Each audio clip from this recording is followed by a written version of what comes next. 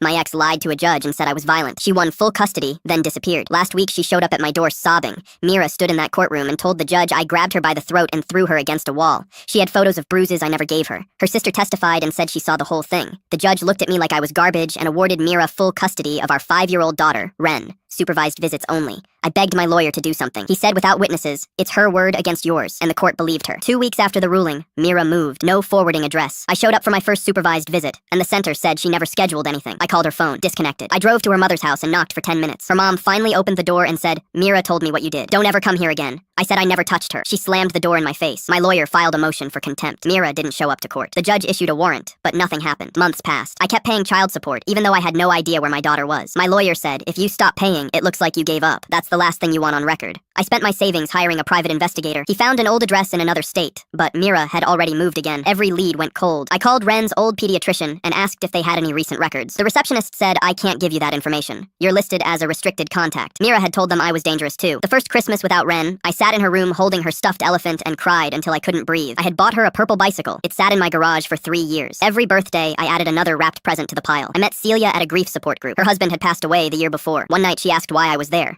I said my daughter was taken from me, and I don't know if I'll ever see her again. She held my hand and said, that's a different kind of grief, but it's still grief. You belong here. We got married 2 years later. When our son, Theo, was born, I held him in the hospital and thought about Ren. She was 8 years old now. She probably didn't remember what my voice sounded like. Last Tuesday, Theo was eating cereal at the kitchen table when the doorbell rang. Celia answered it. Then she called my name in a voice I didn't recognize. Mira was standing on my porch. Her clothes were wrinkled. Her eyes were swollen from crying. Ren was next to her, holding a backpack, staring at the ground. I looked at my daughter and almost didn't recognize her. She was way too thin. Mira started talking before I could say anything. I need you to take her. Things got really hard after Garrett left. I lost my apartment. I'm staying with my cousin, but she doesn't have room for both of us. I looked at Ren. She still wouldn't look up. Celia stepped forward. You destroyed his life with lies. Now you show up asking for help? Mira said I did what I had to do to protect myself, but I can't take care of her right now. Just take her until I get back on my feet. I kneeled down in front of Ren. Sweetheart, do you remember me? She finally looked up. Her eyes were exactly like mine. She whispered, you're my real dad. Mom said you were in prison. She said you hurt people. I never hurt anyone. I've been looking for you for 3 years. Ren's voice got smaller. She said if I ever tried to find you, bad things would happen to me. I looked up at Mira. What did you do to her? Mira rolled her eyes. I kept her safe. She's fine. Are you going to take her or not? Ren reached into her backpack and pulled out a stack of papers. She held them out to me. I wrote you letters every birthday. Mom threw them away, but I found them in the trash and kept them. I took the letters. My hands were shaking so hard I could barely hold them. Ren said, I told the school counselor about the letters last month. Mom got really mad. She said I ruined everything. I stood up and looked at Mira. Get off my property. Mira's face twisted. You can't just take her. I have custody. Celia pulled out her phone. You violated a court order for 3 years. You told your daughter her father was in prison. Leave now, or I'm calling the police. Mira stared at us for a long moment. Then she turned and walked to her car without saying goodbye to Ren. That night, Ren slept in the room I'd kept ready for her. The purple bicycle was still in the garage. The presents were still wrapped. My lawyer said Mira won't get custody back.